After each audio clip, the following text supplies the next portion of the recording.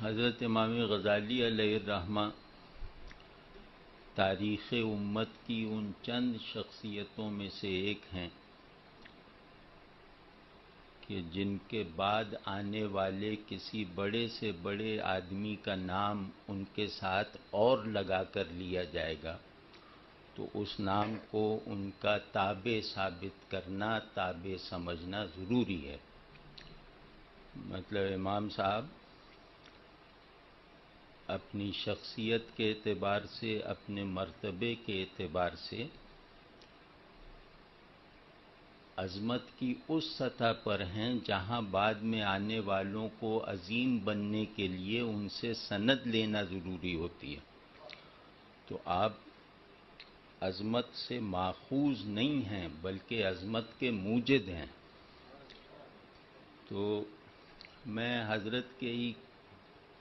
حضرت کی طرف کچھ بے بضاعتی پر مبنی اشارے کروں گا اور پھر یہ دیکھنے اور دکھانے کی کوشش کروں گا کہ اقبال امام غزالی کی روایت کے آخری بڑے نمائندے کس طرح ہیں، اور اقبال کی فکری ساخت اور اقبال کی جو دینی اہمیت ہے وہ ساری کی ساری موقوف اور منحصر ہے اس روایت کے ساتھ ان کے انتساب پر۔ تو اور انشاءاللہ اس میں کوشش کریں گے۔ تو پہلے ہم یہ دیکھنے اور جاننے کی کوشش کرتے ہیں کہ ہمارا علمی انحطاط کس نوعیت کا ہے اور اس علمی انحطاط کے واضح طور پر نظر آ جانے والے اسباب کیا ہیں۔ یعنی بعض چیزوں کے اسباب بڑے ہوتے ہیں لیکن مخفی ہوتے ہیں۔ ہم شاید اس طرف نہ جائیں، ہم ان اسباب تک محدود رہیں گے جو فوری نوعیت کے ہیں، زیادہ واضح ہیں، جن کا ادراک کرنا زیادہ آسان ہے اور ممکن ہے کہ جن کا ازالہ کرنا بھی نسبتاً سہل ہو۔ ہمارے علمی ادراک کا ایک جنرل ویو اگر لیں، مطلب ہم اگر یہ دیکھنے کی کوشش کریں کہ ہم ایک قوم بلکہ اس سے بھی بڑھ کر امت کی سطح پر اپنی زندگی کے ہر شعبے میں ذہن کی گراوٹ کا شکار کس طرح ہیں، تو اس سے بات نسبتاً آسان ہو جائے گی۔ ہمارے علمی انحطاط کی نوعیت ہمہ گیر اور کلی ہے۔ ایسا نہیں ہے کہ ہماری تہذیب کا کوئی ایک خاص طبقہ اس زوال اور انحطاط میں مبتلا ہو اور دیگر کلاسز اس سے محفوظ ہوں۔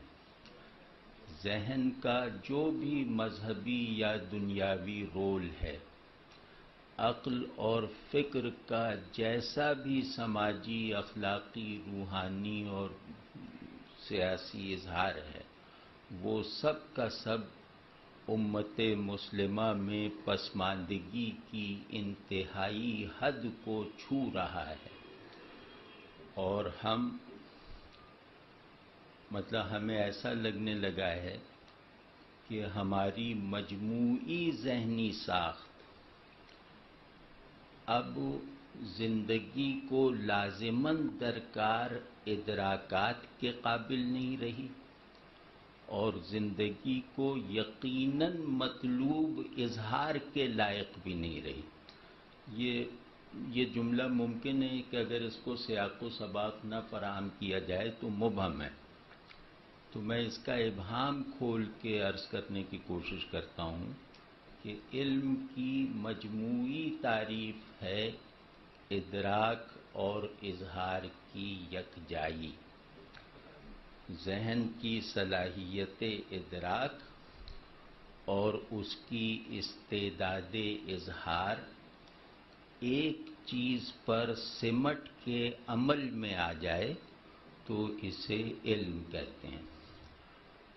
تو ہماری صورتحال یہ ہے کہ ہمارے ادراک کی سطح ہماری بینائی کی حدوں تک محدود رہ کے رہ گئی ہے، اور ہمارے اظہار کی سطح ہماری دیکھی ہوئی چیزوں کو بیان کرنے کے قابل بھی نہیں رہی۔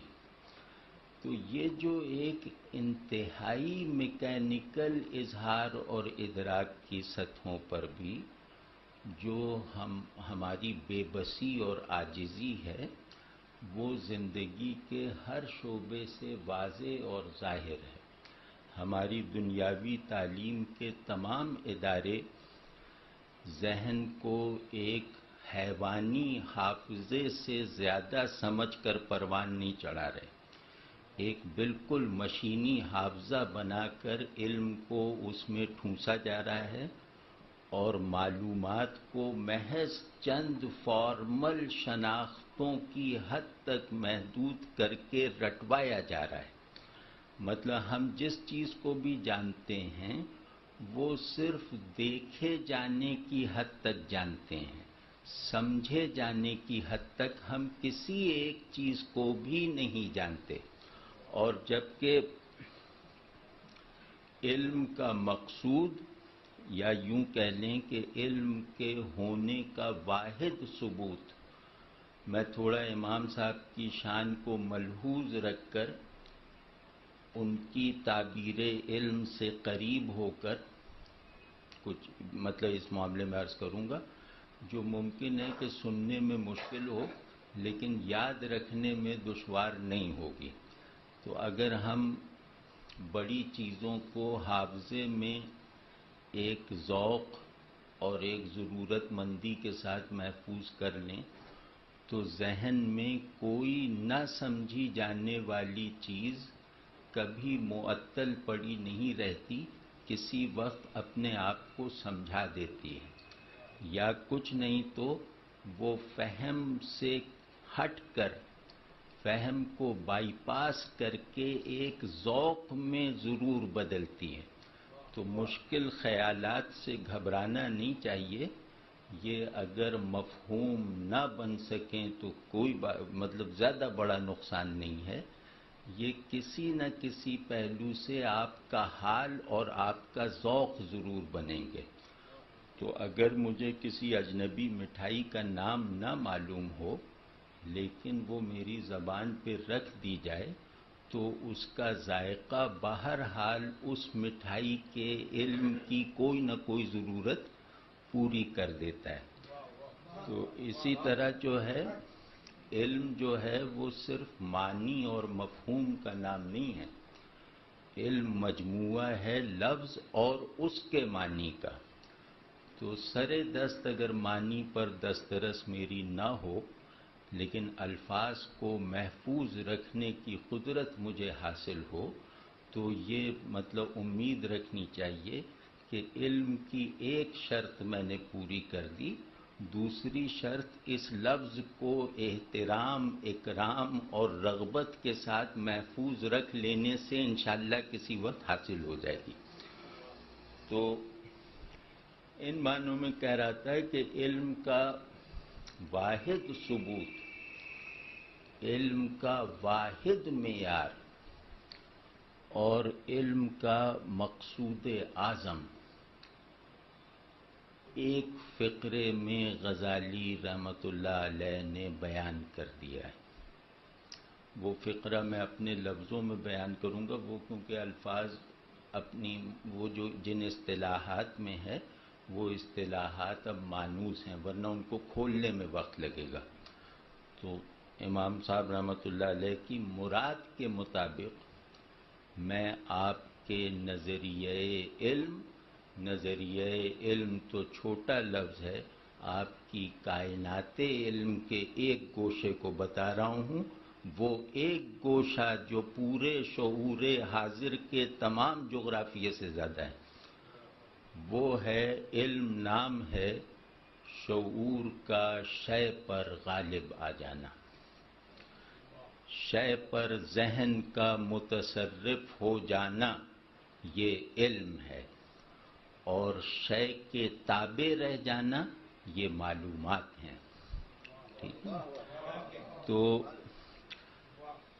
ہمارے علمی انحطاط کا سب سے بڑا سبب حضرت امام کی تحقیق کے مطابق یا حضرت امام کی تھیوری آف نالج کے مطابق یہ ہے کہ ہم اپنے آبجیکٹ پر اپنے ذہن سے غالب آنے کی روایت سے دستبردار ہو گئے۔ ہمارے اسلاف نے، ہمارے وہ سلف جو مذہبی معنوں میں سلف ہیں، اور ہمارے وہ پچھلے بھی جو سائنسی اور فلسفیانہ معنوں میں ہمارے اسلاف ہیں، دونوں نے مل کر ذہن کے اشیاء پر غلبے کی روایت کو صدیوں تک کامیابی سے مسلسل رکھتے ہوئے ہم تک منتقل کیا تھا، اور ہم نالائق وہ پہیے ثابت ہوئے جس پہ ہم نے خود زنگ لگا رکھا ہے۔ اب نہ صرف یہ کہ ہم اس روایت کے وارث نہیں بن سکے، بلکہ اس روایت کو آگے بڑھانے کا کوئی تاریخی نوعیت کا بھی کام نہیں کر سکے۔ یعنی ہم اس روایت کو پروڈکٹیولی مسلسل رکھنا تو دور کی بات ہے، ہم اس روایت کے ایک فعال ناقل بھی نہیں بن سکے۔ یہ ہماری علمی انحطاط کی جڑ ہے کہ اشیاء ہمارے ذہن کی متصرفانہ گرفت سے باہر نکل گئیں، اور پھر رفتہ رفتہ اب صورتحال یہ پہنچی کہ ہمارا ذہن شے کے تابع ہونے کے قوانین پر بھی پورا نہیں اتر رہا، اور بخدا نہیں پورا اتر رہا، کہ عام معمول کی اشیاء اپنی غلامی کے لیے جن شرائط کو مسلط کرتی ہیں، ہم ان شرائط کو پورا کرنے کے قابل نہیں رہے۔ یعنی جس کو غزالی معلومات کہتے ہیں، ہمارا ذہن معلومات کا کنٹینر بھی نہیں رہا ہے۔ معلومات کم از کم یہ تو ہوتی ہیں نا، معلومات کا کیا فلسفہ ہے؟ معلومات بہت ضروری، بہت پازیٹو، بہت اچھی چیزیں ہوتی ہیں۔ میرے معلومات مجھے تاریخ سے وابستہ رہتے ہیں، میرا علم مجھے تقریر سے پیوست رکھتا ہے۔ تو معلومات کوئی بیکار کی چیزیں یا تحقیر کا موضوع نہیں ہے۔ معلومات کا مطلب یہ ہے کہ میں اپنے ذہن کی پوزیشن کو شے پر اثر انداز ہو جانے والی پوزیشن سے الگ کر کے نہ رکھوں، شے کو صحیح طور پر ریفلیکٹ کروں۔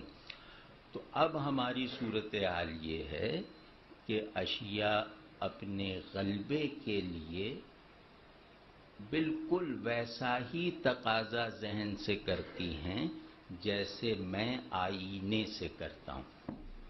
ٹھیک ہے نا؟ کہ آئینہ مجھے درستی کے ساتھ منعکس تو کر دینا، آئینہ میرے عکس کو ڈسٹارٹ اور برباد نہ کرے۔ تو ذہن غلام بنانے کے لیے بھی چند کوالیفیکیشنز کا تقاضا کرتا ہے۔ اس میں پہلی کوالیفیکیشن یہ ہے کہ شے مجھ پر یہ شرط لگاتی ہے اپنی غلامی کا شرف بخشنے کے لیے کہ تو میرے عکس کو ڈسٹارٹ نہیں کرے گا، تو میرے عکس کو مسخ نہیں کرے گا۔ ہم ذہنی پستی کی اس انتہا کو پہنچ چکے ہیں کہ ہم شے کے عکس کو بھی پوری صحت کے ساتھ منعکس کرنے کے قابل نہیں رہے، اور اسے ڈسٹارٹ کرتے چلے جا رہے ہیں۔ جیسے امام العارفین شیخ اکبر سیدنا ابن عربی رحمۃ اللہ علیہ نے فرمایا، جو غزالی کے وارث اول تھے، یہ بات مطلب کم لوگوں کو معلوم ہے کہ شیخ اکبر محی الدین ابن عربی رحمۃ اللہ علیہ مطاف میں بیٹھ کر غزالی کی کتابیں پڑھتے تھے، اور شیخ اکبر کی جو کازمالوجی ہے اس پر غزالی رحمۃ اللہ علیہ کے اثرات بہت زیادہ واضح ہیں اور ان کی مدح میں بہت چیزیں ہیں. تو خیر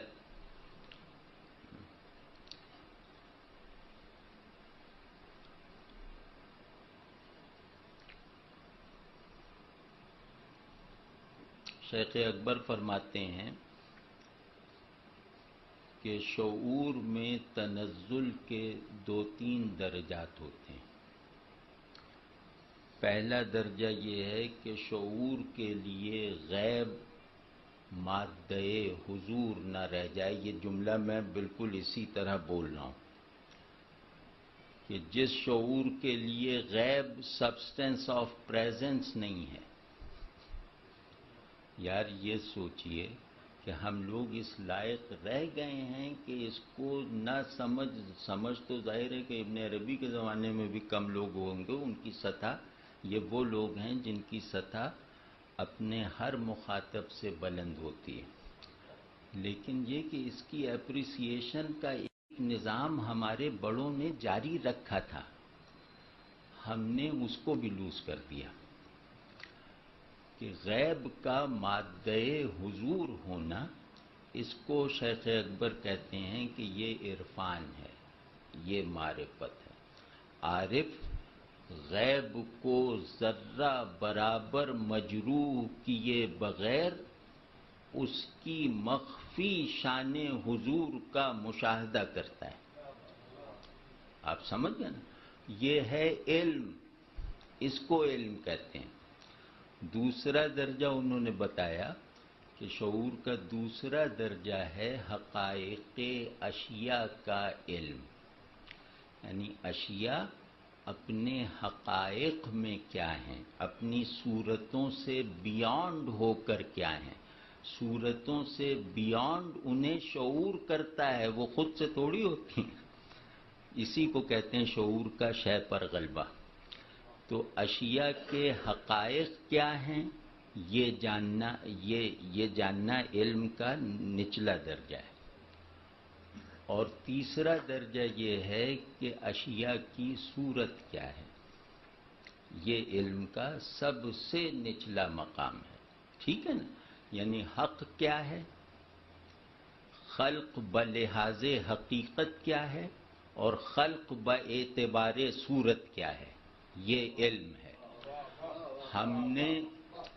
ہم نے جو ہے وہ علم کی ادنا جہت کو بھی اپنے لیے ایک کبھی رسائی میں نہ آ سکنے والا خواب بنا کر رکھ دیا ہے. ہم نے علم کو صورت شے کے ادراک تک بھی رکھنے میں کامیابی حاصل نہیں کی ہے. یہی وجہ ہے کہ ہمارا علم طبیعیات میں بھی کسی بھی کام کا نہیں ہے. ہمارا علم چیزوں کی صورت کا احاطہ کرنے کے بھی لائق نہیں رہا. تو شیخ اکبر فرماتے ہیں کہ اگر ذہن فارم یا صورت کا ادراک کرنے میں ناکام رہ جائے تو اس کا مطلب ہے کہ جہل مکمل ہو گیا اور علم کوچ کر گیا. ٹھیک ہے؟ تو اب آپ یہ بتائیے کہ اس وقت ہماری جو پراپرٹی آف کانشسنس ہے یہ اصل میں ملکیت جہل ہے، مال علم نہیں ہے. یعنی ہم جو کچھ جانتے ہیں وہ ہماری جہالت پر شاہد ہے، ہمارے علم پر شاہد نہیں ہے. اور ہم اس نوبت کو پہنچ چکے ہیں کہ اگر ہمیں جاہل ثابت کرنا مطلوب ہو تو ہم سے یہ نہ پوچھا جائے کہ تم کیا نہیں جانتے، یہ تو سقراط سے پوچھنا چاہیے. ہم سے یہ پوچھا جائے کہ جو تم جانتے ہو وہ بیان کر دو تاکہ ہمارے دعوے کو ایک کے بعد دوسری تصدیق ملتی چلی جائے. تو یہ صورتحال ہے جس میں ہم ہیں، اور اس صورتحال کا مذہبی سبب اخلاقی ہے. انسانی شعور میں پستی کا ہر عمل اپنی بنیاد میں اخلاقی ہوتا ہے. اخلاق کہتے ہیں آداب تعلق کو آخری حد تک نبھانا۔ اخلاق کا پورا فلسفہ یہ ہے کہ خالق اور مخلوق کے آداب تعلق کو اپنی تمام استعدادوں اور صلاحیتوں کے ساتھ پوری یکسوئی کے عالم میں نبھا دینا، یہ اخلاق ہے۔ یہ بس اخلاق اس زمین پہ اگنے والے جنگل کا نام ہے۔ تو ہم نے اللہ سے تعلق کو ذہن کا سینٹرل تھیم نہیں بنایا، ہم نے مخلوق کے ساتھ تعلق کو ذہن کی اعلیٰ تر صلاحیتوں کا موضوع نہیں بنایا۔ ہمارا اللہ سے تعلق ہو یا مخلوق سے تعلق ہو، وہ ایک پست خواہشات میں اسیر بھکاری کا تعلق ہے۔ اللہ بھی صرف چھوٹی چھوٹی شرمندہ کر دینے والی آرزوئیں پوری کرنے کی حد تک رہ گیا ہے، اور دنیا سے بھی ہمارے جو مفادات ہیں وہ گھٹیا نوعیت کے ہیں۔ یعنی دنیا سے بھی مفادات علوی جہت کے ہو سکتے ہیں کہ میں اس کائنات کا فزیکل اور میکینیکل آرڈر دریافت کر لوں تو اب میں نے اس کائنات سے مفاد کا ایک بڑا تصور باندھا ہے، اور یہ تصور شرمندہ کرنے والا نہیں ہے۔ لیکن اگر میں کوہ ہمالیہ کی 10,000 میٹر کی بلندی پر پہنچ کر برف کو اس طرح دیکھنے لگوں کہ کیا اس کی بولی میں زمین پہ اتر کے لگا سکوں گا، تو یہ پست مقصد ہے۔ ہم نے دنیا کی افادیت کو بھی حیوانی اور نفسانی پستیوں تک محدود کر دیا ہے، اور اللہ تبارک و تعالی کے ساتھ تعلق کو بھی ضرورت کے اسی درجے پر محبوس کر کے رکھ دیا ہے۔ یعنی ہم جو اللہ کے فضل سے نماز پڑھ کے دعا وغیرہ مانگتے ہیں، یہ ہمارے تجربے کی بات ہے۔ اگر آپ کو اپنے انحطاط، میرے انحطاط پر شیور ہونا مطلوب ہو، تو مثال کے طور پر آپ میری دعا کے کانٹینٹ اور اس دعا میں میری کیفیت کے اتار چڑھاؤ کو چیک کر لیں کہ میں کیا چیزیں اللہ سے زیادہ مانگتا ہوں اور کیا مانگنے میں میرا دل زیادہ لگتا ہے۔ آپ سمجھیں، آپ پر اپنی پوری حقیقت اور اللہ کے ساتھ تعلق کھل کے سامنے آ جائے گا کہ میں نے ساری عمر کوئی ایسا سجدہ کیا ہے کہ جس نے مجھے مسجود کے قدم کا لمس فراہم کر دیا ہو۔ میں نے ساری عمر اللہ کو اللہ سے مانگا ہے اس بے تابی کے ساتھ جس بے تابی کے ساتھ میں نوکری اور گھر مانگتا ہوں۔ آپ سمجھ گیا نا؟ تو اب اس سے زیادہ پستی کا کیا ثبوت ہوگا؟ ٹھیک ہے، تو ہم گویا خرابی کی اس حد کو پہنچ چکے ہیں جو ذہن کی، انسانی ذہن کی تدابیر سے حل ہونے والی نہیں ہے۔ اس خرابی کو حل اس پیغمبرانہ قوت ہی سے کیا جا سکتا ہے جو رسول اللہ صلی اللہ علیہ وسلم کا قیامت تک باقی رہنے والا معجزہ ہے، اور ہمارے وہ اسلاف اس معجزے کے ٹولز ہیں۔ ٹھیک ہے، تو ہم جب تک اپنے سلف کے ذوق اور فہم کی تحویل میں خود کو نہیں دے دیں گے، ہم جب تک اپنے مستقبل پر ماضی کی لگام نہیں ڈالیں گے، اس وقت تک ہمارا انحطاط دور ہونے والا نہیں ہے۔ ہمیں رسول اللہ صلی اللہ علیہ وسلم کے حکمت جانشینی کو سمجھنا ہوگا، اور اس حکمت جانشینی نے جن حقیقی جانشینوں میں اپنا اظہار کیا ہے، ان حقیقی جانشینوں کو اپنا رہبر و رہنما بنانا ہوگا، اور اپنی ہر رائے کو 2 کوڑی کا سمجھ کر شرمندہ ہو کر ڈسٹ بن میں ڈالنا ہوگا۔ اس کے بغیر ہم اپنے موجودہ انحطاط کے کسی بھی پہلو سے نہیں نکل سکتے۔ واضح ہے نا؟ مطلب یہ کہ ہم جس دین کے ماننے والے ہیں اس کا ایک عجیب اعجاز ہے کہ ہمارا سارا مستقبل ہمارے ماضی میں ہے۔ اگر ہم اسے کوالیفائی نہیں کریں گے نا تو اپنے زوال کی کسی بھی جہت کو اپنے قابو میں نہیں لا سکیں گے۔ یہ ہمارا عمرانی فلسفہ ہے، یہ ہماری اخلاقی حکمت ہے، یہ ہماری روحانی روایت ہے، یہ ہمارا وجودی سانچہ ہے، اور اس کی خلاف ورزی کر کے ہم پنپ نہیں سکتے۔ تو امام غزالی ظاہر ہے یہ سب جانتے ہیں کہ 22-23 برس کے تھے۔ اب کتنے سال ہو گئے؟ 800-900 سال تو ہو گئے نا امام صاحب کو۔ تو 22-23 برس کے ہوئے تھے کہ مدرسہ نظامیہ بغداد میں ڈین بنا دیے گئے۔ ٹھیک ہے نا؟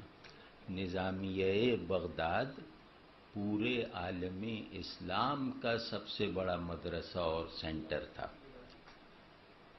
تو اور دین کی طور پہ منتخب طوس سے ہوئے، یعنی کہ انہوں نے نظامیہ بغداد کو دیکھا اس وقت جب وہ ڈین بن کے داخل ہوئے، اس سے پہلے نظامیہ بغداد کو دیکھا بھی نہیں تھا۔ ٹھیک ہے نا؟ مطلب یہ نظامیہ کی پروڈکشن نہیں تھے کہ وہ پھل نظامیہ ہی میں گر گیا۔ ان کو لایا گیا، 22-23 برس کے یہ تھے، اور 2-2.5 برس میں انہیں ایک بحران کا سامنا کرنا پڑا جو ہر بڑے آدمی کے لیے سنت انبیاء ہے۔ ٹھیک ہے نا؟ یعنی سنت انبیاء ہے گیون سچویشن پر نہ قانع رہنا نہ مطمئن ہونا، یہ سنت نبوت ہے اور رسول صلی اللہ علیہ وسلم کے جانشینوں کا مشترک وصف ہے۔ تو دنیاوی کامیابی کے منتہا پر پہنچ جانے کے بعد، عزت و اکرام کی انتہا تک رسائی حاصل کر لینے کے بعد، یہ 1-2 سال ہی میں ایک بحران سے گزرے، اور وہ بحران یہ تھا کہ دین کی حقیقت دین کی تعلیم سے باہر رہ گئی ہے۔ اور یہ اس زمانے کی بات ہے جہاں ہر چوتھا عالم امامت کا مستحق تھا۔ مطلب یہ آج کل کا ماحول نہیں تھا، وہاں عالم ہونے کا مطلب تھا مجتہد ہونے کی صلاحیت رکھنا، اور وہاں ہر گلی میں 4 اس طرح کے عالم ہوتے تھے۔ اس ماحول میں جہاں ترتوشی ایسا امام الحدیث بیٹھا ہو، جہاں فلاں بیٹھا ہو، مطلب 200 آدمیوں کے ناموں کے آگے امام لکھنا گویا ان کے مرتبے کو جاننے کے لیے ضروری ہے۔ تو اس ماحول میں انہیں احساس ہوا کہ ہم علم کی دین کی حقیقت کو دین کی تعلیم سے خارج کر چکے ہیں۔ اب ہم دین کی صورت پہنچا رہے ہیں، دین کی حقیقت نہ معلم کے پاس رہی نہ ہے نہ طالب علم کے پاس۔ اور انہوں نے کہا کہ اس کرپشن کے ساتھ دین کو منتقل کر دینا، یہ کہیں آخرت میں میرے لیے بدترین عذاب کا سبب نہ بنے۔ بحران پورا یہ تھا۔ انہوں نے اس کے چند مہینے بعد ہی، اس کیفیت کے پیدا ہونے کے چند مہینے بعد ہی نظامیہ چھوڑا، اور کس شان سے چھوڑا کہ وہاں سے وہ سیدنا ابراہیم علیہ السلام کے مزار اقدس پہ حاضر ہو کے عہد کیا کہ اب آپ کی برکت سے آپ کے دین کی حقیقت میں ہی غواصی کروں گا، میری دستگیری فرمائیے۔ اور وہاں عہد کیا کہ اب میں علم کو دنیا کے لیے استعمال نہیں کروں گا۔ یہ کہہ کر سیدنا ابراہیم علیہ السلام کے مزار سے نکلے ہیبرون میں۔ اب آپ دیکھیے کہ آج کے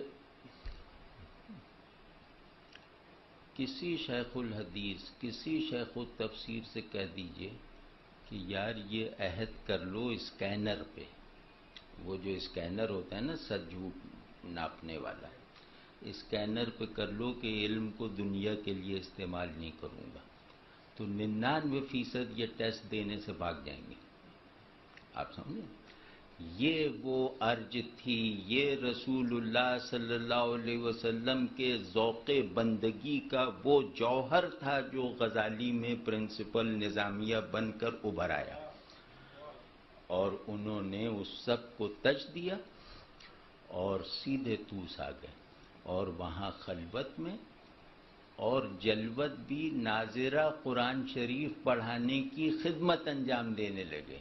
حجت الاسلام، فخر مسلمین، منتہائے علوم، وہ بچوں کو گاؤں میں ناظرہ قرآن شریف پڑھا رہا ہے، صرف اس لیے کہ میں پہلے دین کی حقیقت خود میں پیدا کر لوں تو پھر میں انشاءاللہ معلم بنوں گا، اس سے پہلے معلم نہیں بنوں گا۔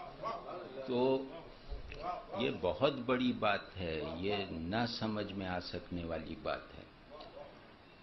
تو اس کے بعد انہوں نے کچھ غور و فکر، ظاہر ہے جو جو کیا ہوگا اس کا ریکارڈ ان کی کتاب میں، اس کی طرف ریکارڈ تو نہیں لیکن اس کی طرف اشارات موجود ہیں۔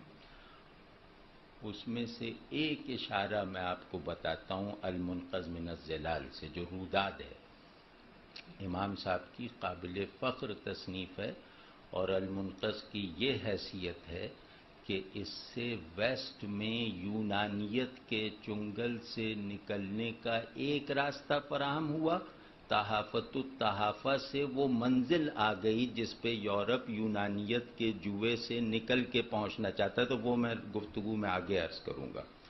تو المنقذ من الظلال گویا نفس سے روح تک کے سلوک کی سب سے مستند دستاویز ہے، ٹھیک ہے، کہ آدمی اپنے نفس سے روح کی بلندی تک کیسے رسائی حاصل کرتا ہے۔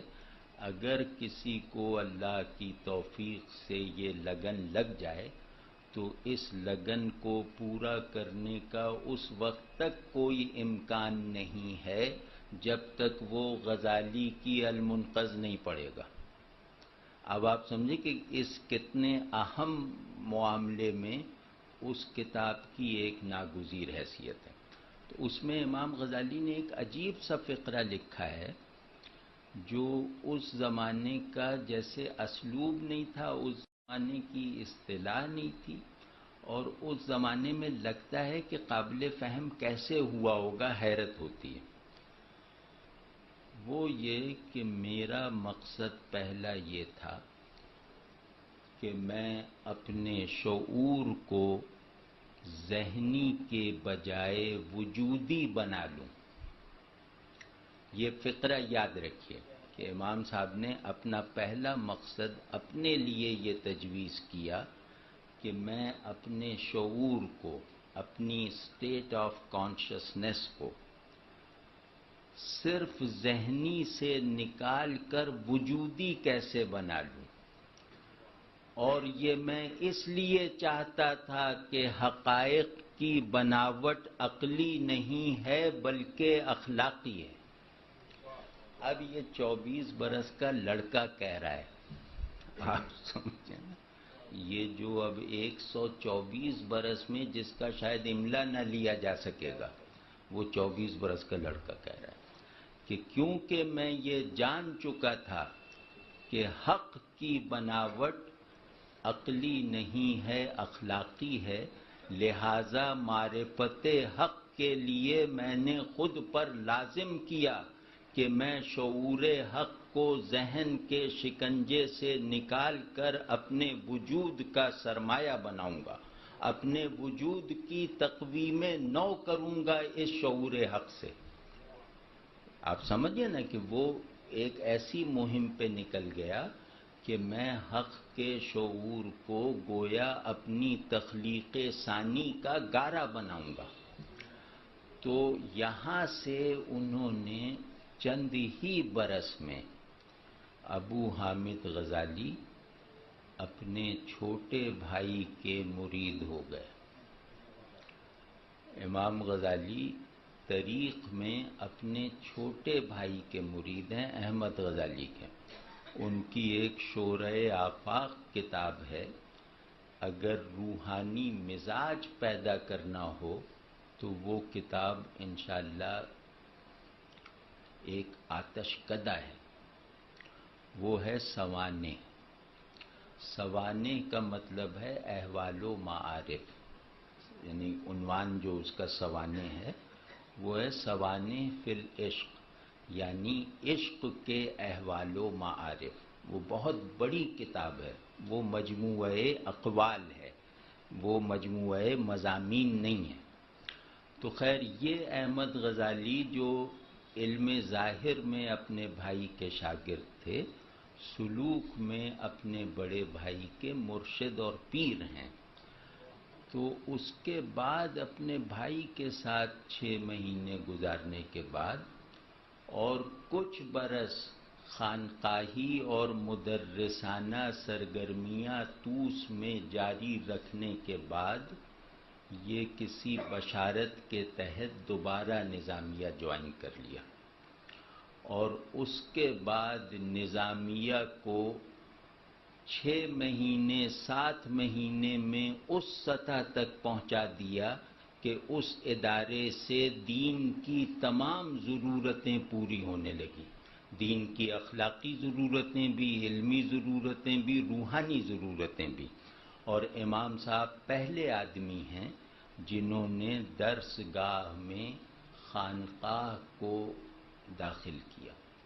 اپنے زمانے میں نظامیہ میں انہوں نے خانقاہ اور تعلیم گاہ کو ایک دوسرے میں جل کر کے جاری رکھا، اور ان کی شرط یہ تھی کہ لڑکا طالب علم اپنی اگلی کلاس میں اپنے اخلاقی معیار کے مطابق جائے گا، ذہنی معیار کے مطابق نہیں۔ یہ امام غزالی کا نظام تعلیم تھا جو انہوں نے وہاں امپوز کیا کہ یہ کوئی بھی طالب علم چاہے 100 میں سے 100 نمبر لے کے پاس ہوتا رہے ہر سبجیکٹ میں، لیکن درجہ تخصص میں وہ شخص اپنے نمبروں کی بنیاد پہ نہیں جائے گا، اپنے اخلاق، کردار اور نوافل میں اپنے اشتغال کی بنیاد پہ جائے گا۔ ٹھیک ہے؟ تو اس سے امام غزالی کا بہت مشہور فقرہ ہے جو نظامیہ کے اس میں لکھا گیا تھا۔ اس فقرے کا ترجمہ یہ ہے کہ امر کے علم کو ترجیح نہیں دی جائے گی آمر کے ذوق پر۔ یعنی کہ شریعت کے علم کو ترجیح نہیں دی جائے گی خالق و مالک شریعت کے حضور پر۔ تو تخصص کا درجہ وہی حاصل کرے گا جو حضور حق رکھتا ہوگا، اور حضور حق کا واحد ثبوت اس کے اخلاق و معاملات میں ہوگا، اس کے خواب اور احوال پہ نہیں ہوگا۔ ٹھیک ہے؟ تو یہ امام غزالی کا ایک ایسا، ظاہر امام غزالی کو مجدد نہ ماننے والا ڈھونڈے سے بھی نہیں ملے گا۔ ٹھیک ہے؟ تو یہ امام غزالی کی شان تجدید کا پہلا مظاہرہ تھا کہ انہوں نے گویا نفس تعلیم کو بدل دیا، تعلیم کو ایک نیا مادہ فراہم کیا۔ اور ان کے بارے میں طرطوشی صاحب جو امام غزالی کے مخالف ہیں، مطلب مذہبی بعض معاملات میں، امام طرطوشی جن کی ضد کی وجہ سے شافعی مذہب کی جو سپریم باڈی کے علماء نے امام غزالی کو مجتہد ماننے سے انکار کر دیا تھا، وہ امام طرطوشی کی ضد کی وجہ سے تھا۔ تو امام طرطوشی یہ کہتے ہیں، یعنی امام طرطوشی کا یہ کہنا ہے کہ غزالی مجتہد فی العلم، مجدد فی العلم ہے، یہ غزالی کی تجدید کا ایک ناقابل انکار ثبوت ہے جو انہوں نے ہمارے نظام تعلیم کے رخ کو صحیح سمت میں محکم کر کے فراہم کیا۔ یہ ہے جو 25-26 برس کے امام غزالی کی تجدید کا ایک کارنامہ۔ دوسرا مطلب یہ تو ظاہر ہے کہ یہ وہ لوگ ہیں جن کا 1 سال مداحی کی صدی کا مطالبہ کرتا ہے، ان کو تو کہتے چلے جائیں گے، پتہ ہی نہیں چلے گا۔ تو بہت، اور ہم ظاہر ہے ہماری بذات کے ہم تو سمجھ ہی نہیں سکتے کیا کیا کارنامے ہیں۔ امام غزالی کا دوسرا عالمگیر نتائج پیدا کرنے والا کارنامہ ہے تحافت الفلاسفہ اور مقاصد الفلاسفہ۔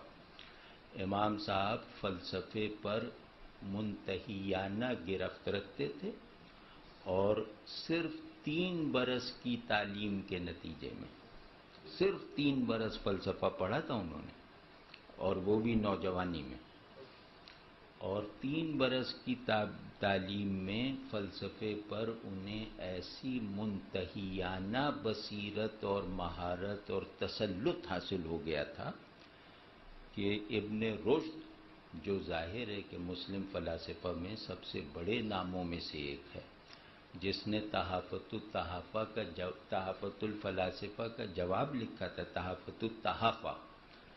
تحافت الفلاسفہ تو 50-60 صفحے کا مقالہ ہے، تحافت التحافہ 600-700 صفحے کی کتاب ہے، مطلب اس نے جواب دیا۔ اور ابن رشد ظاہر ہے سب جانتے ہیں فلسفی کیسا تھا اور عالم کیسا تھا، اصول فقہ میں کتنا بڑا عالم تھا سب جانتے ہیں۔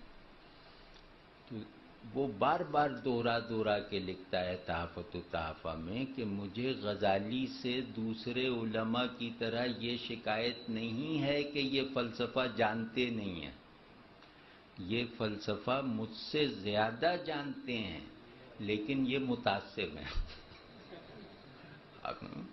تو اب ایسی شہادت میں ابن رشد جس کے بارے میں کہے کہ یہ فلسفہ مجھ سے زیادہ جانتے ہیں، اس کو فلسفہ دانی کے لیے کسی دوسری سند کی ضرورت نہیں ہوگی نا۔ تو تحافت التحافہ کا جو ماحول ہے تصنیف کا، جو اس کی شان تصنیف سمجھیں، وہ ہے 2 طرح کے عناصر کا غلبہ ہو چلا تھا مسلم سوسائٹی پر۔ اب اس کی تفصیل ظاہر آپ لوگ مجھ سے زیادہ جانتے ہیں، میں اس کی اصولی بات کروں گا صرف۔ وہ 2 عناصر تھے، یونانیت اور اسماعیلیت۔ یونانی فلسفہ عقل کو وحی پر غالب رکھنے کا فتویٰ دے چکا تھا، وہ میں بھی بتاؤں گا کہ امام غزالی نے کیا کیا۔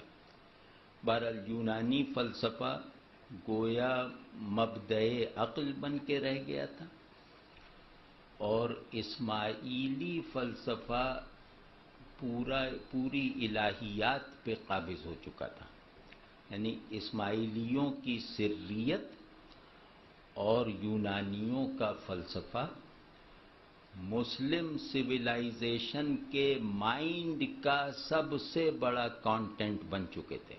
ہر تہذیب اپنا ایک دماغ بھی بناتی ہے نا، تو ہماری تہذیب کا اس وقت کے بنے ہوئے دماغ کا سب سے بڑا سرمایہ ان 2 سورسز سے حاصل ہو رہا تھا، اسماعیلیت اور یونانیت، ٹھیک ہے نا۔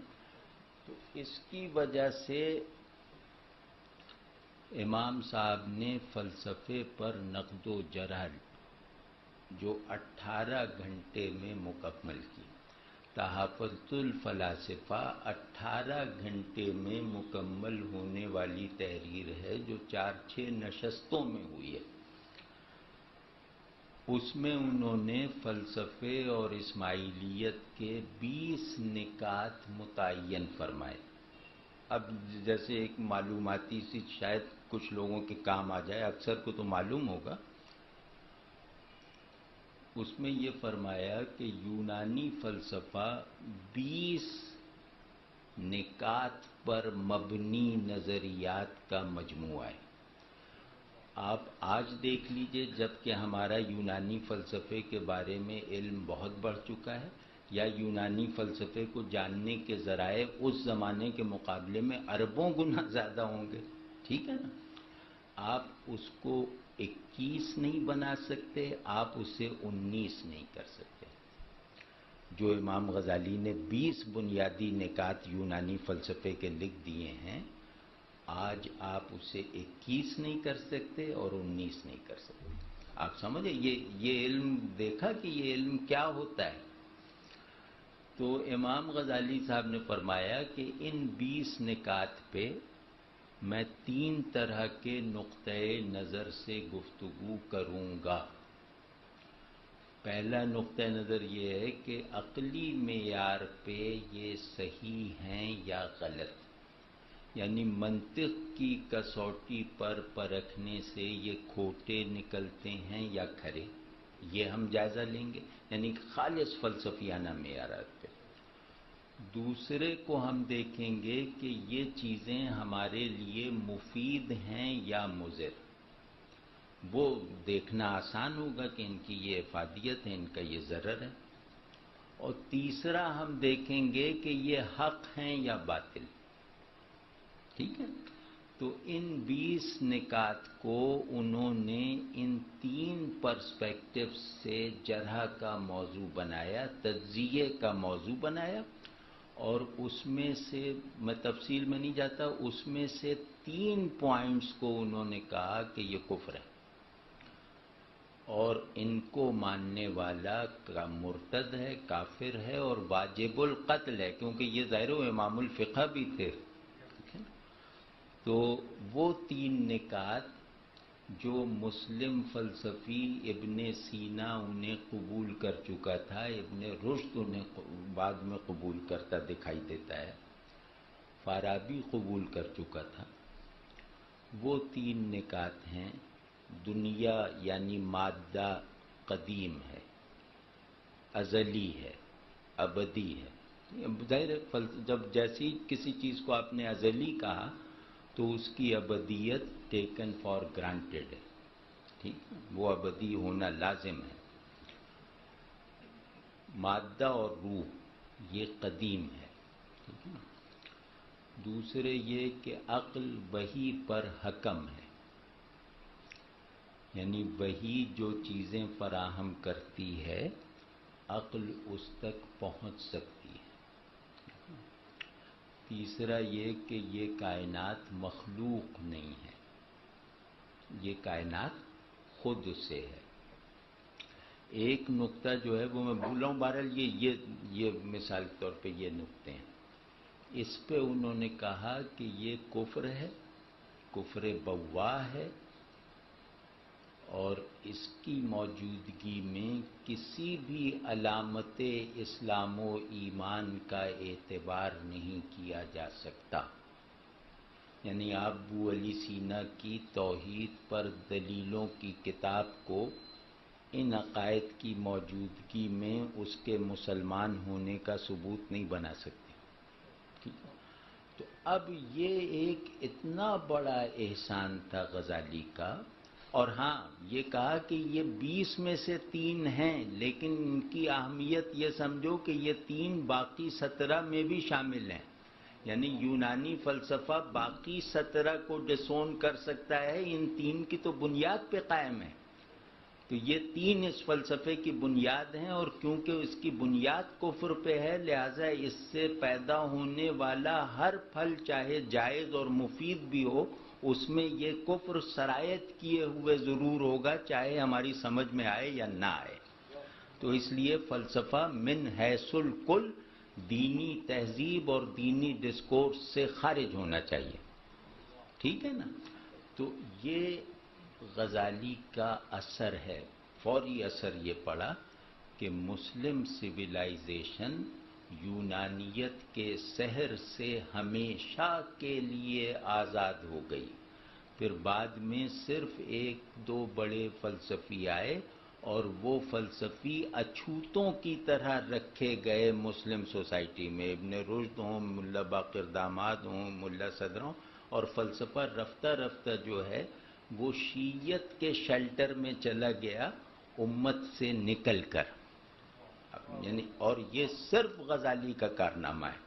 یہ تنے تنہا مسلم تہذیب کو اپنی فنا سے بچنے کے لیے اور اپنی بقا کو قائم رکھنے کے لیے جس مستقل ایک بنیاد کی ضرورت تھی، تاریخ کے اس مرحلے پر غزالی نے وہ اسے فراہم کر دی۔ اس لحاظ سے وہ قیامت تک کے لیے آخری مسلمان کے بھی محسن ہیں کہ انہوں نے اسباب کفر کی پوری ایک فیکٹری کو بند کر دیا، جو ریاست کی ساری طاقت اور بعض ذہنوں کی پوری رغبت کے ساتھ نصب کر دی گئی تھی ملت اسلام کے قلب میں۔ ٹھیک ہے نا؟ یہ جو رسالہ تحافت الفلاسفہ ہے،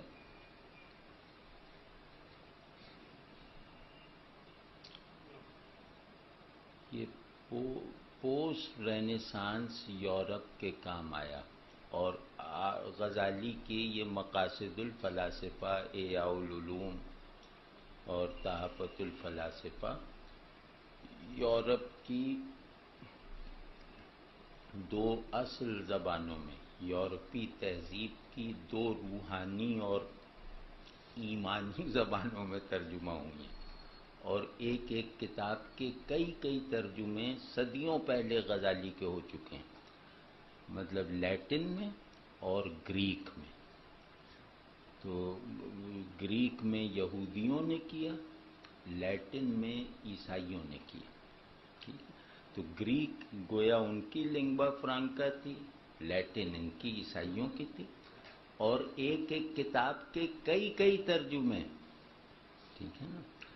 تو ان کتابوں کے لیٹن اور یونانی تراجم نے مغرب یا یورپ یا عیسائی اور یہودی دنیا کے طور پر تشکیل پانے والے مغرب میں ایک انقلابی کردار ادا کیا، اور یہ میں کہہ نہیں رہا، یہ اس کی پوری ڈاکومنٹیشن ہے، وہ کسی اچھے انسائکلوپیڈیا میں دیکھی جا سکتی ہے۔ وہ کردار تھا یورپ کو ڈی ہیلنائز کرنا۔ رینیسانس میں یونانیت کے عنصر کا اتنا غیر متوازن غلبہ ہو گیا تھا کہ اس کے نتیجے میں گویا یورپ کی بچی کھچی مذہبیت بھی کباڑ بن گئی تھی۔ تو اس کے دفاع کے لیے، اس کے ریوائول کے لیے، یعنی اپنی مذہبی تجدید کے لیے جو سامان انہیں فراہم ہوا اور جس نے اس میں انہیں جیسی بھی کامیابی مقدر تھی وہ حاصل کر کے دکھائی، وہ غزالی کی تحافہ اور مقاصد ہیں۔ مطلب ہم یہ نہیں کہتے کہ سارے اسباب انہوں نے فراہم کیے، لیکن بہت فائنل از کہ وہ کردار جو ہے وہ غزالی کی ان دو کتابوں کا ہے۔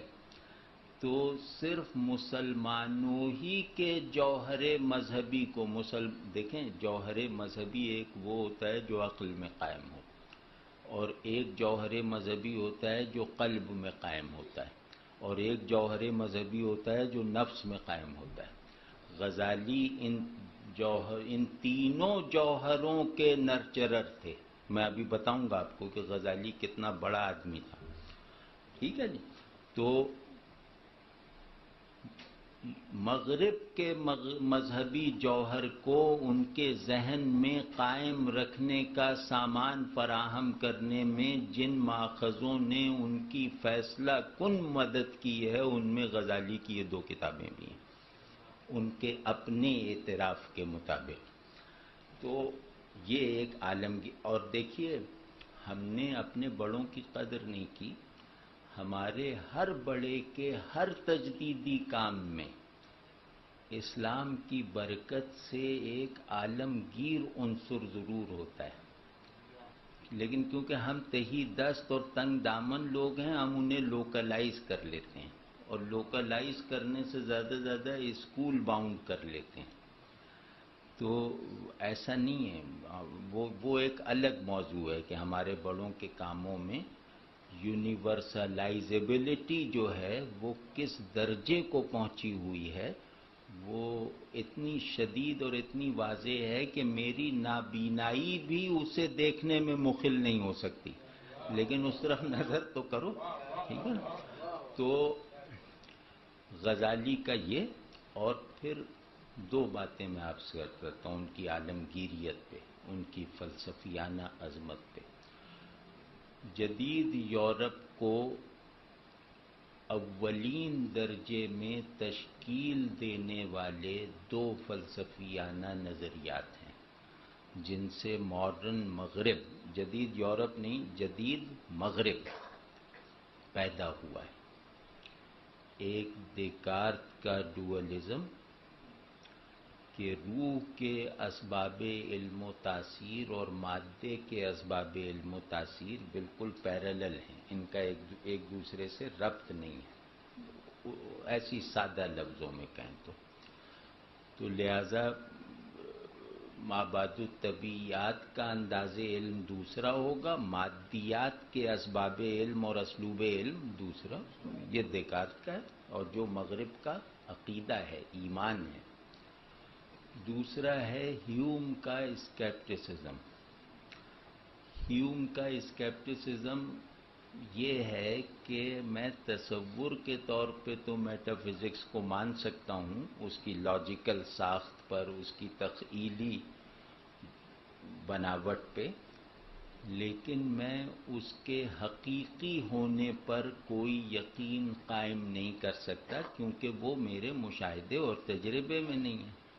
تو معلوم حقیقی وہ ہے جو مجھ سے خارج میں ہو اور میرے لیے محسوس اور مشہود ہو، تو وہ یقین پیدا ہوگا اس معلوم پہ۔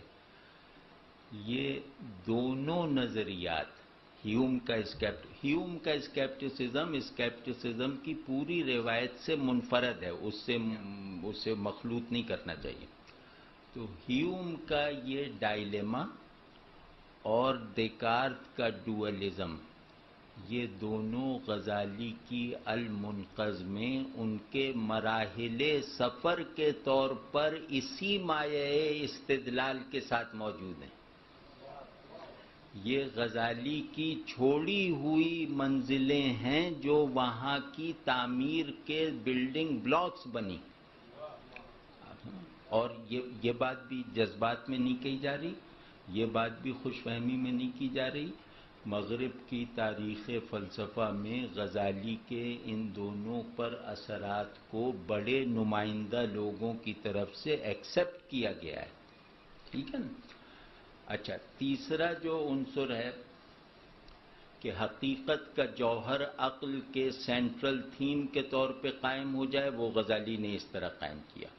جوہر حق وجود انسانی کے قلبی مبدا کی حیثیت سے بیدار ہو جائے اس کے اندر، یہ کام غزالی نے کیا اپنی بیشتر تصنیفات میں۔ ابھی تصنیفات کے نام لیتا ہوں۔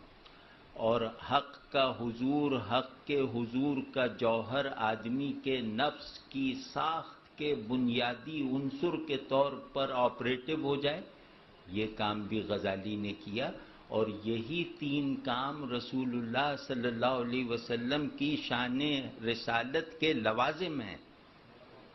تزکیہ نفس جس پر رسول اللہ صلی اللہ علیہ وسلم من جانب اللہ مامور کر کے بھیجے گئے تھے، وہ تزکیہ نفوس یہی تھا کہ خلق کے ان تین سینٹرز میں حق کے حضور کے غلبے کی لیاقت پیدا کرو، اپنے خادموں میں حق کو نفس پر غالب رکھنے کی عادت پیدا کر دو۔ تو نبی صلی اللہ علیہ وسلم کے جانشین وہی ہوں گے نا جو اس سنت تزکیہ کو اس کی اعجازی شان کے ساتھ مسلسل رکھنے میں رسول اللہ صلی اللہ علیہ وسلم کے دست مبارک سے یوں ہوتی ہوئی پتلیاں بن جائیں۔ آپ سمجھ؟ تو یہ امام غزالی تھے۔ تحافہ سے حق کو مرکز ذہن بنایا، احیاء سے حق کو مرکز قلب بنایا، اور مشکات سے حق کو مرکز نفس بنا دیا، اور ان ساری چیزوں کی نتیجہ خیزی میں کلام کرنے والا یا تو جاہل ہے یا جھوٹا ہے. یعنی کہ امام غزالی کے ان 3 کارناموں کا امت مسلمہ میں ایک حیرت انگیز روایت کے طور پر عملاً حالاً اور ذہناً جاری رہنا وہ مظہر تاریخی ہے جس کا انکار یا تو جہل ہے یا عناد ہے. تو آپ نے ان تینوں جہتوں پر رسول اللہ صلی اللہ علیہ وسلم کی جانشینی کا حق جس طرح ادا کیا ہے، عین اسی میتھڈ پہ کھڑے ہو کر ہم اپنے علمی یا وجودی انحطاط کو دور کرنے کے کام کا آغاز کر سکتے ہیں. وہ میں آپ سے عرض کرتا ہوں، مطلب جیسے ٹھوس باتیں. یار اقبال کا نام زیادہ نہیں آیا، لیکن کوئی نہیں، آپ اس میں اقبال کو شامل ہی سمجھیں. تو ہاں، تو وہ میں عرض کرتا ہوں. مسلم سویلائزیشن، اسلامی تہذیب اگر واقعتاً حالت کمال میں ہو تو اس کے 3 مظاہر یقیناً موجود ہوں گے، اس کے 3 شواہد یقیناً حاضر ہوں گے. نمبر 1، مسلمان کو ذہنی طور پر اپنے زمانے میں موجود معیارات ذہنی سے زیادہ بلند ہونا چاہیے. مسلمان کو اخلاقی طور پر اپنے زمانے کے عالمگیر نظام الاخلاق سے زیادہ سوفسٹیکیٹڈ اور کامل ہونا چاہیے. مسلمان کو گلوبل سطح پر غیر مسلم سے زیادہ صلاحیت کار کا حامل ہونا چاہیے. تہذیب کے یہ 3 پلرز ہوتے ہیں، ذہن، اخلاق اور اسکل. تو مسلم تہذیب اگر مراحل کمال میں ہے تو اس کے شواہد اس کی لائبریریز سے نہیں ملیں گے، اس کے واعظوں کے وعظ سے نہیں ملیں گے، اس کے مجاہدوں کے نعروں سے نہیں ملیں گے. ملیں گے تو اس بات سے ملیں گے کہ مسلم ذہن گلوبل ذہن سے زیادہ بڑا ہے یا نہیں، مسلم اخلاق دنیا میں مروج اخلاق سے زیادہ ہے یا نہیں، اور مسلم صلاحیت کار غیر مسلموں کی اہلیت کار سے زیادہ ہے یا نہیں. یہ تینوں نقطے اگر ہمیں منزل کے طور پر ملحوظ نہ رہیں اور ہماری بنیادی اقدار کے طور پر ہمارے ہر کام میں شریک حال نہ رہیں تو ہم اس زوال سے نکل نہیں سکتے، نہ کسی نصاب کے ذریعے سے، نہ کسی اسکول کالج کے ذریعے سے، نہ کسی کتاب کے ذریعے سے. اصل چیز ہے کہ ہم نے اسٹینڈرڈ، ایک صاحبزادے سے میں کہہ رہا تھا کل ایک بار کہ ہم نے اسٹینڈرڈ آف لیونگ کو مطلوب بنایا ہے، ہم نے اسٹیٹ آف لیونگ کو نظر انداز کر دیا ہے. تو جب تک ہم حیات کے مرتبے کو اہمیت نہیں دیں گے حیات کی راحت پر، اس وقت تک ہم زوال کا آسان ترین شکار رہیں گے. تو اس کے لیے امام صاحب کی ایک تجویز ہے، غزالی کی، امام غزالی کی، اور مثال کے طور پہ امام غزالی کی روایت میں اقبال کی. امام غزالی کی تجویز یہ ہے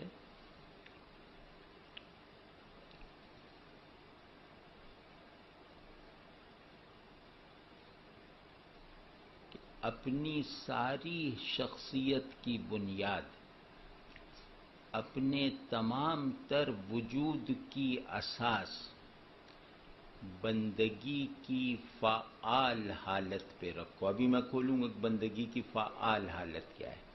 وہ کہتے ہیں کہ مسلم سائیکی کی اقدار ہوں یا مسلم تہذیب کے پلرز ہوں، دونوں بندگی کے فعال ہونے سے مشروط ہیں۔ میں اگر بندگی میرے انفس میں فعال ہے تو وہ میرا اخلاقی کمال ہے، وہ میرا عارفانہ عروج ہے، اور بندگی اگر میرے آفاق میں فعال ہے تو وہ مجھے مسخر کائنات بناتی ہے۔ بندگی نام ہے عمل تسخیر کی ذمہ داری کا۔ بندگی مجھے اللہ نے اس ذمہ داری کے ساتھ دی ہے کہ شکار نہ بنو، شکاری بنو، مغلوب نہ ہو، غالب بنو۔ ٹھیک ہے نا؟ بندگی نام ہے خود کو فتح کرنے کا اور کائنات پہ غالب آنے کا، اللہ کی بیڑیاں پاؤں میں ڈال کر۔ ٹھیک ہے نا؟ تو جو اللہ کی بیڑیاں پاؤں میں ڈال کے رسول اللہ صلی اللہ علیہ وسلم کے طوق اتباع کو تاج عبودیت سمجھ کر جب اپنے آپ کو فتح کرے گا اور دنیا پہ غالب آ کے دکھائے گا، یہی مقصود دین ہے، یہی جوہر بندگی ہے۔ تو اپنی اس پوزیشن کو نظر انداز کرنا گویا اللہ کے دین کا انکار ہے، اللہ کی طرف سے دی جانے والی لازمی ذمہ داری سے انحراف ہے۔ اس کی موجودگی میں اس کتاب کی شرح اور اس فقہ کی تفصیل لکھنا کارآمد نہیں رہے گا۔ آپ سمجھ رہے ہیں نا؟ تو اب اس میں صورتحال یہ ہے کہ بندگی کا فعال ہونا کسے کہتے ہیں؟ بندگی کا فعال ہونے کے دو درجات ہیں، دو سمپل درجات ہیں جو آج اگر میرا دل اللہ پلٹ دے تو میں ابھی اٹیمپٹ کر سکتا ہوں کامیابی سے۔ ایک درجہ نمبر 1 کہ میرے تعارف کی کچھ جبری اور فطری بنیادیں ہیں، میں کسی کا بیٹا ہوں، کسی کا بھائی ہوں، کسی کا باپ ہوں۔ میرے تعارف کی یہ تمام صورتیں ایک امبریلا کے تحت ہونی چاہیے۔ میرا تعارف واحد عبداللہ کا ہونا چاہیے ان تمام ڈیفینیشنز کے ہوتے ہوئے بھی۔ مطلب میں باپ بعد میں ہوں، اللہ کا بندہ پہلے ہوں، میں بیٹا بعد میں ہوں، اللہ کا بندہ پہلے ہوں۔ تو یہ ہے بندگی کا فعال ہو جانا، جس کو کیا کہنے کس طرح فرمایا ہے کہ محبت اللہ کے لیے، عداوت اللہ کے لیے، یہ ہے نا بندگی کا فعال ہونا۔ اور دوسرا اس کا مطلب ہے اپنے آپ کو پہچاننا، تاکہ اپنے آپ کو چھوڑنا بامانی ہو جائے۔ یہاں اقبال کو غزالی کی مزید مدد کی ضرورت ہے۔ غزالی اقبال یہاں تک رہ جاتے ہیں اپنے آپ کو پہچانو ایک احساس فخر کے ساتھ۔ غزالی کہتے ہیں کہ اپنے آپ کو پہچانو اپنے آپ کو چھوڑنے کے لیے۔ میں جتنا اپنے آپ کو سجاؤں بناؤں گا، اپنی خودی کے استحکام اور تکمیل کی تمام اقبالی تجاویز پر عمل کرو، لیکن اس کا مقصود و منتہا یہ ہے کہ میں اپنی تشکیل و تکمیل اسی طرح کر رہا ہوں جیسے ایک عاجز بندہ اپنے مالک کے تحفے کی تزئین کرتا ہے، اس کو پیش کرنے سے پہلے زیادہ سجاتا بناتا ہے۔ تو میں اپنی سجاوٹ اور بناوٹ اس لیے کر رہا ہوں کہ میں خود تحفہ بنوں اور خود ہی تحفہ دینے والا بنوں، بس میں کامیاب ہوں، میں فلاح پا گیا، اور میں ہر زوال سے نکل گیا، اللہ شاہد ہے کہ میں ہر زوال سے نکل گیا۔ ہم تک منتقل کرنے کا مؤثر ذریعہ ہے، اس لیے کہ اگر آج کی یہ نشست ہم مہینوں شاید برسوں کتابوں کے مطالعے میں صرف کرتے تو اتنا ہمیں کچھ نہ ملتا جتنا آپ کی گفتگو سے ملتا ہے۔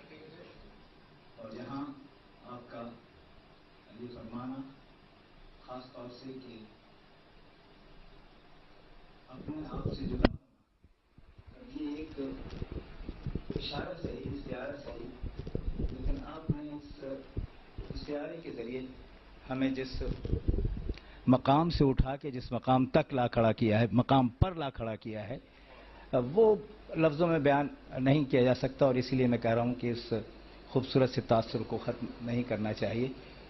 یہ جو کیفیت ہے اقبال کے تعلق سے اور غزالی کے فلسفے کو اقبال اپنے یہاں جس طرح لے رہے ہیں، یا برکسا نیٹشے کا وجود ہی نہیں ہوتا. اور کتنی عمدہ بات آپ نے فرمائی کہ، اور میں اگر غلطی پر نہیں ہوں بغرض اصلاح عرض کروں کہ جس وقت یہودیوں نے یونانی میں اس کا ترجمہ کیا تھا تو ان کی نیت مثبت نہیں تھی. البتہ عیسائیوں کی نیت جب وہ لیٹن میں ترجمہ کر رہے تھے تو مثبت تھی. وہ اصلاح چاہ رہے تھے اور اپنے لوگوں کو دور کرنا چاہ رہے تھے، لیکن وہ اصلاح نہیں چاہ رہے تھے، وہ امام غزالی کو تنقید کا نشانہ بنانے کی غرض سے ان تک پہنچ رہے تھے. تو یہ عجیب بات یہ ہے کہ امام غزالی نے جس وقت فلسفے سے انکار، میں پھر عرض کروں کہ طالب علمانہ انداز میں عرض کر رہا ہوں کہ فلسفے سے روگردانی تو کی ہی نہیں جا سکتی، اس لیے کہ بغیر فلسفے کے دین بھی مجرد نوعیت کا حکم بن جاتا ہے، جو کہ اطلاق کی صورت میں اخلاق کے ذریعے اگر راسخ اور منتقل ہو تو پھر فلسفے کی ضرورت پڑتی. لیکن عجیب بات یہ ہے کہ انہوں نے فلسفے کی نفی کرتے ہوئے فلسفے کی تطہیر کی ہے، اور ایک نیا فلسفہ، نیا خیال.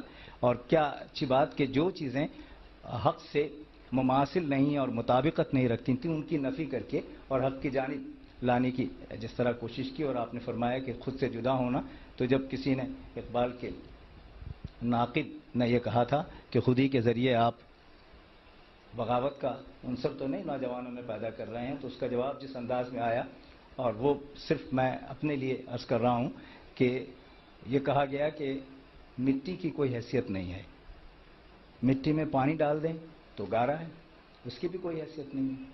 وہ خشک ہو جائے، پاؤں اس کے پر پڑے تو پھر مٹی ہے. لیکن اگر اس گارے کو اینٹ کی شکل دے دی جائے تو اس کی ایک شناخت تو ہوتی ہے، وہ شناخت بھی بڑی غیر مستقل ہے. پاؤں اس پر پڑا تو پھر وہ مٹی